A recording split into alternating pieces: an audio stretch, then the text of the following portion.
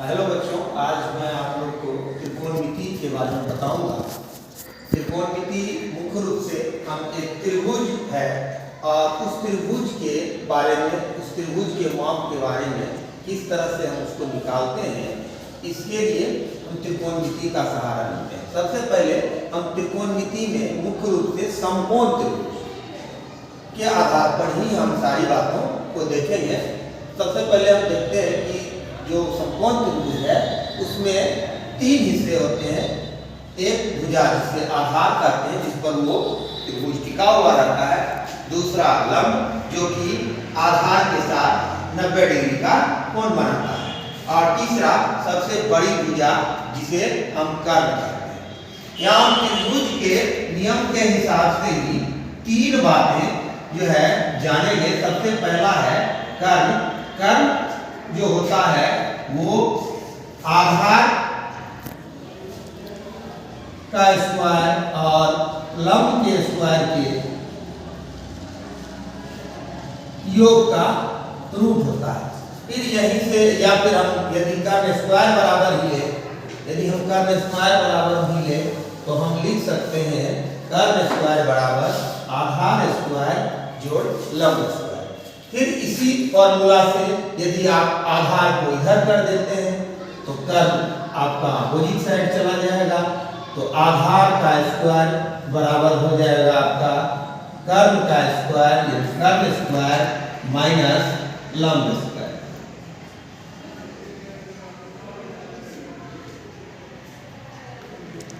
फिर लंब स्क्वायर बराबर हो जाएगा आपका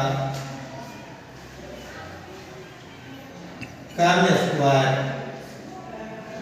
माइनस आधार।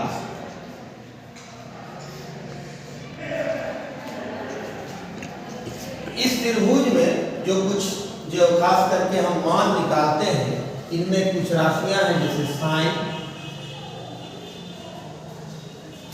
कॉस, जिसमें कि कोण को हम थीटा के रूप में सूचित करेंगे, कोण को थीटा के रूप में सूचित करेंगे, sign theta, cos theta, tan theta.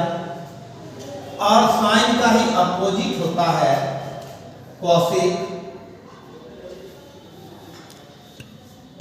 Cos का अपोजिट होता है सेक, और टेन थीटा का अपोजिट होता है कॉट। सबसे पहले हम साइन थीटा बराबर होता है लंब बटे कर्ण। लंब बटे कर्ण, आप लंब देख रहे हो,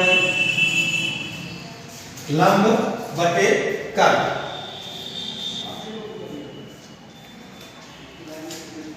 फिर cos थीटा बराबर होता है आधार बटे कर्ण। आधार बटे कर्ण। टेन थीटा बराबर, टेन को हम sine theta by cos theta भी लिख सकते हैं। Sine theta by cos theta भी लिख सकते हैं। ये ऐसा इसलिए होता है क्योंकि टेन थीटा बराबर जो होता है वो होता है लंब बटे आधार। लंब बटे आधार होता है।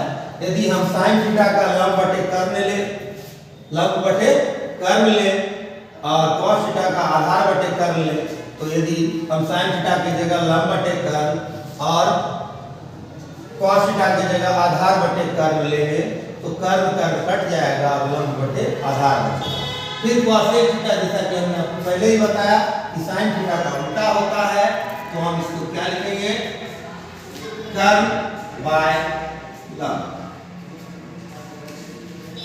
फिर सेक थीटा, सेक कॉस थीटा का उल्टा होता है कर्ण बटे आधार, और कॉट जो होता है टेन का उल्टा होता है, तो हम लिख सकते हैं यहाँ आधार बटे लंब। तो ये आपका हो गया बेसिक जो है sine theta, cos theta, tan theta, cosec theta, sec theta cot theta इसका फॉर्मूला। इसको यदि हम P के रूप में सूचित करें, इसको हम H के रूप में सूचित करें और इसको B परपेंडिकुलर, B बेस और H हाइपोटेन्यूज, तो यहाँ हो जाएगा आपका sin थीटा बराबर लंब बटे कर्ण यानी कि P by H, cos theta B by H, tan theta का आप यहाँ लिख सकते हैं P बाय B और cosec थीटा का फिर अपोजिट लिखना है sin थीटा का H by P, sec theta B by H by B और cot थीटा आपका हो जाएगा अपोजिट है tan थीटा का B बाय P। तो ये आपका हो गया बेसिक जो है फॉर्मूला त्रिकोणमिति का sin theta cos theta tan theta cosec theta sec theta और cot थीटा का। ये सारे फॉर्मूला से ही आगे जितने भी त्रिकोणमिति के फॉर्मूला हैं, सूत्र हैं, वो सभी इसी फॉर्मूला से आएंगे।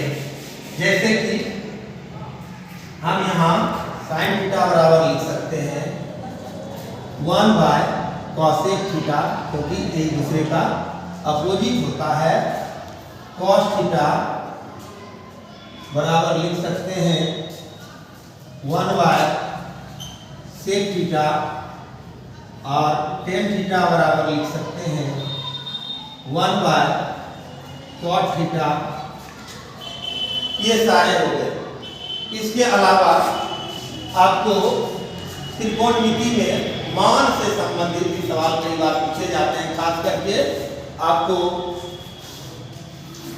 साइन 0 से लेकर के 90 तक, फिर उसी तरह cos का, फिर tan का, फिर cot का, cosec का, तो ये सब भी आप इसी के आधार पर निकाल सकते हैं। जैसे कि हम यहाँ आपको बताते हैं आसान तरीका एक कि हमें साइन का निकालना है, cos का निकालना है और tan का निकालना है। पहले तो सबसे पहले आप यहाँ लिखिए 0 डिग्री, फिर 30 डिग्री, 45 डिग्री, 60 डिग्री, 90 डिग्री, इन सब का मान हम निकालेंगे। सबसे पहले साइन में हम 0 से शुरू करते हुए 1 2 3 4 लिख दीजिए और सब में आप 4 से डिवाइड करेंगे।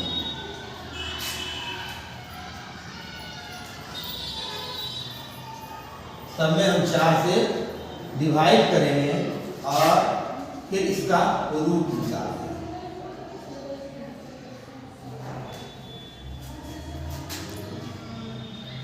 ये बहुत आसान तरीका है, आपको मान याद रखने की भी आवश्यकता नहीं है। यदि आप सिर्फ और सिर्फ क्या करना है 0 30 45 60 और 90 इसके सामने 0 1 2 3 4 लिख देना है और सबको 4 से डिवाइड करना है और सबका रूट। तो हम जान रहे हैं कि 0 को 4 से डिवाइड करेंगे 0 ही आएगा और उसका रूट ही क्या होगा 0 ही होगा। फिर 1/4 का रूट 1/2 होगा, प्लस माइनस होगा, लेकिन यहाँ प्लस ये भी ले रहे हैं। फिर यहाँ क्या होगा 1/2 और 1/2 का रूट क्या होगा 1/√2 और इसका हो जाएगा √3/2 और ये 4 कट गया 1, तो इसका रूट क्या होगा 1। इस प्रकार हम देखते हैं कि साइन 0 का मान कितना आया 0, साइन 30 का मान 1/2, साइन 45 का मान 1/√2, साइन 60 का मान √3/2 और साइन 90 का मान क्या है 1। अगर सिर्फ हम साइन का जाने तो बाकी सब का हम निकाल सकते हैं। साइन का जैसे साइन 90 में 1 है, बस आपको उल्टा कॉस में चले जाना है। यहाँ जहाँ ये साइन 30 0 का 0 था, उसी तरह यहाँ कॉस 0 का क्या हो जाएगा 1 हो जाएगा। फिर कॉस 30 में जगह आपको उल्टा आना है, यहाँ क्या आ जाएगा √3/2। फिर ये बीच में है इसका उल्टा और फिर ये 1/2 और फिर ये 0। तो हम देख रहे हैं कि कॉस अपोजिट हो गया, यानी कि अपोजिट क्रम हो गया। आप उसको अपोजिट नहीं कर सकते, अपोजिट क्रम कर सकते हैं। जो 0 से 90 की ओर गया वो अब यहाँ 0 से फिर 90 की ओर में अपोजिट आ गया, यानी 90 से फिर 0 की तरफ बढ़ते चले जाएंगे तो कॉस का वैल्यू निकल जाएगा। अभी हम यहाँ देख रहे हैं कि tan थीटा इक्वल टू क्या होता है sin theta by cos theta. यदि आपको इस बात का ख्याल है कि tan थीटा बराबर sin theta by cos theta है, तो आप यदि सिर्फ sin थीटा जान गए उसके बाद cos भी आप जान गए, जैसे ही cos लगेगा तो sin theta by cos theta आप करते चले जाइएगा। tan थीटा बराबर हो जाएगा आपका sin theta by cos theta यानी 0/1। 0/1 को हम क्या लिखेंगे? 0। 0/1 को 0 में यदि 1 से हम डिवाइड करेंगे तो 0 ही आएगा। फिर आपका अगला है 1/2/√3/2। ये 2 कट गया, आया मेरा 1/√3। फिर अगला हम देख रहे हैं कि 1/√2 और cos का भी है 1/√2। ये दोनों कट जाएगा, क्या आ जाएगा? 1। फिर अगला हम देख रहे हैं sin का है √3/2 और cos का है 1/2। ये 2 कट गया, क्या आया? √3। और फिर हम देख रहे हैं 1/0, यानी कि 1 में यदि 0 से हम भाग देंगे तो वो क्या होगा? अपरिभाषित यानी इन्फिनिटी लिख सकते हैं। तो इस तरह से हम sin, cos और tan का जो वैल्यू है खास करके 0 डिग्री, 30 डिग्री, 45 डिग्री, 60 डिग्री और 90 डिग्री का हम आसानी पूर्वक से निकाल सकते हैं। इसके अलावा यदि हम sin का जान रहे हैं तो अभी तुरंत हमने देखा कि sin का उल्टा क्या होता था? cosec। sin का उल्टा cosec होता था। तो सिर्फ और सिर्फ हम वैल्यू उलटते जाएंगे, परिवर्तित करते जाएंगे और सारा वैल्यू आते जाएगा। जैसे हम अभी पहले sin का ही कर रहे हैं, sin का उल्टा cosec का देखिए।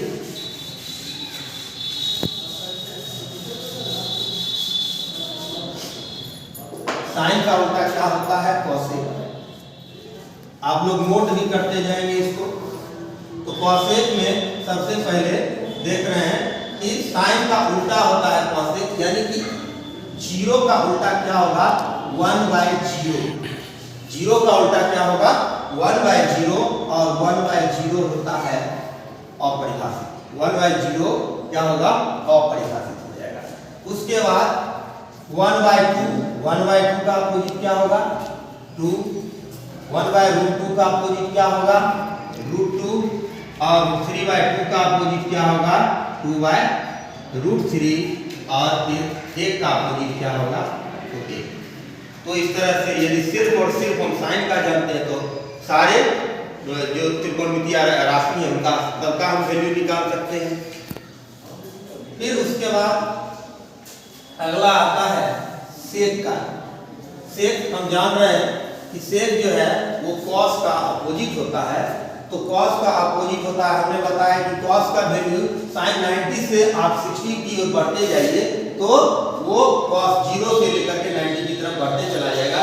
तो sec थीटा का वैल्यू cos के वैल्यू के सापेक्ष पहले हम cos का वैल्यू लिख देते हैं आपको, फिर उसके बाद आपको sec का बताएंगे, आपको आसानी रहेगा।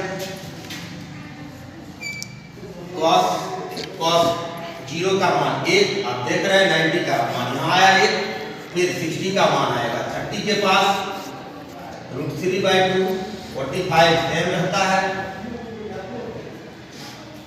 60 के पास आएगा 30 का और फिर 0 का आएगा आपको 90। अब हम cos का अपोजिट क्या होता है? sec। तो sec का चलते हैं, sec में sec cos का उल्टा होता है तो 1 का अपोजिट 1, √3/2 का अपोजिट 2/√3, फिर आपको 1/√2 का अपोजिट √2 और इसका अपोजिट 2 और 0 का अपोजिट 1/0 क्या होगा? अपरिभाषित। इस तरह से आप cos sec निकाल लिए। अब आपका है cot थीटा का। cot का मान आप लिख सकते हैं cos y से, क्योंकि cot बराबर जो होता है वो होता है cos थीटा cosec थीटा या cos theta by sin theta. तो cos थीटा का हम देख रहे हैं वैल्यू कितना है, 1/0। फिर दूसरा है आपका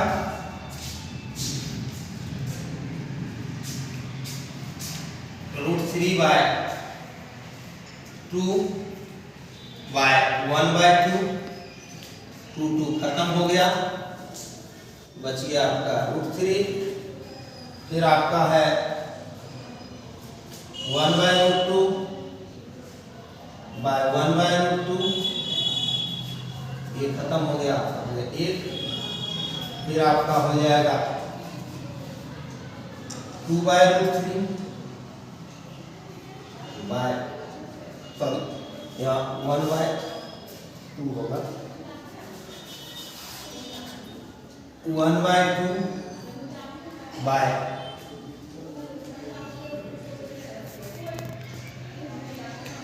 √3/2, ये कट गया, आपका आ गया 1/√3। और यहाँ हो जाएगा आपको 0/1, 0/1,